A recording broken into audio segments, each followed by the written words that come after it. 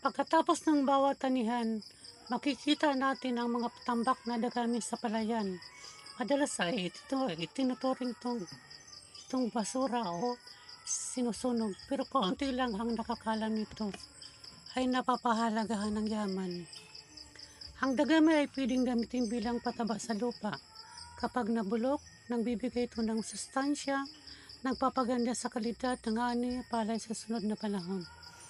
Ginagamit itong pagkain ng mga hayop, panakip sa taniman upang mapanatili ang halumigbig ng lupa at materialis sa paggawa ng bubong, banig at pang gamit. Sa halip na sunugin, nakakasama pa ito sa hangin at kalikasan. Mas mainam na gamitin itong ng tama. Ang simpleng dagami ay patuloy na walang masasayang na sa ating agrikultura.